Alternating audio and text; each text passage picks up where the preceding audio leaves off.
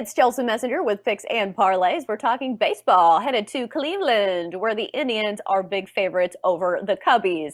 Indians minus 160 on the money line. Total is 7 runs, and here's why. Shane Bieber on the mound for the Tribe. He's 3-2 with a 2.98 ERA. He struck out at least 8 batters in 19 straight starts, 77 strikeouts in 48 innings of work this season. Meanwhile, on the opposing end, we've got Adbert Alzolay, who's 1-2 with a 4.50 ERA. He struck out 7 last time out in a win over the Dodgers. And don't look now, but the Cubs heating up much better than the start of the season. That 3-game sweep over the Dodgers, I don't think a lot of people saw that coming. But we do have some experts on this show that know their things when it comes to baseball. Kurt Alexander here to break this one all down for us. Kurt, what stands out to you about this Cubs and Indians matchup?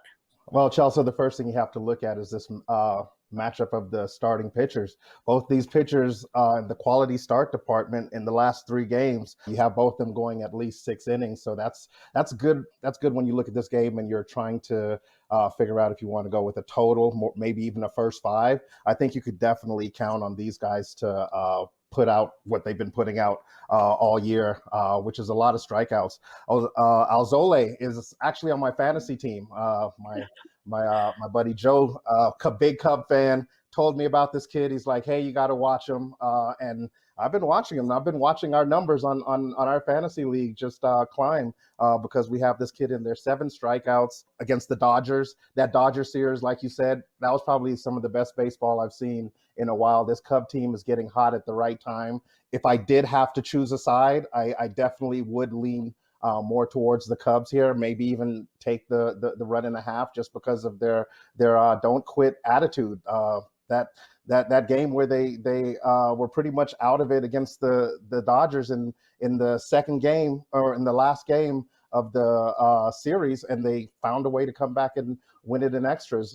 That don't quit. We're still here type attitude that we're getting from the Cubs batters is definitely always going to have them in play here. And you're starting to see the pitching, especially when they kind of get away from home. We saw one of them get roughed up the other day. I can't think of his name right now, against the Pirates. The wind was blowing out and every ball that kind of got lifted kind of went out for him. But I think on the road, it'll actually be their friend to kind of get away from the confines of home and that freakish wind that kind of takes ball games and takes totals, wherever it wants to take. It depends on which way the wind's blowing. But yeah, I think with Alzolay here, it's going to be a whole lot of Olays and a lot of Ks being put up with Bieber on the mound as well. So definitely look towards the under if you had to make a play here. Yeah, what stood out to me about Alzolay is his low whip, which means walks, hits, and innings pitched, which means basically base runners.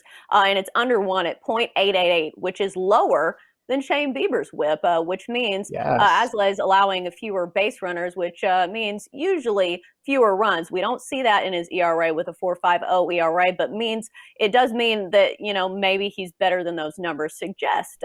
So some other notable stats in this one. The Cubs have not been good on the road this season. They're just 4-9 on the road, 13-8 at home. But if you look at the Indians, they haven't been good at home, 8-7 at home.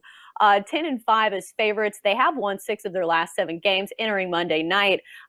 Cubs, we've mentioned it, they're hot too. So they've won 5 of their last 6, 9-9 as a dog. So just a few trends to look out for. Is there any other tidbit or fact you think bettors should know before betting on this one? I like to look at the lines for the pitchers. For example, you have minus $1.60 here, and that's, to me, is a telling line because Bieber is usually one of the higher price pitchers, just to kind of give you an idea of how close this game should be. In the last 3 starts, you have 3 earned, and 2 earned for Shane Bieber. So he's not untouchable. He's getting a lot of strikeouts. So that means he's definitely dancing around the strike zone. And when you have a hot hitting team or a clutch team like the Cubs have been over the last couple of weeks here, he might be able to get touched up a little bit. So like I said, the line kind of reflects that. Right. And I will say the Cubs are top 6 in strikeouts this season, and that's not a good thing. I'm saying they strike out the 6th most in baseball.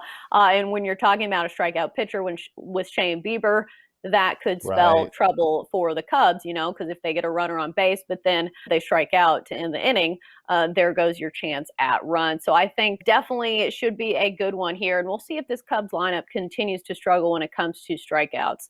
That's going to do it for our baseball talk here on Picks and Parlays. Great stuff from Kurt Alexander as always. Kurt, thanks for joining us. If you like what we're doing, don't forget to hit that like button, subscribe, turn on notifications. If you hit the bell, you can be notified every time we go live or post a video.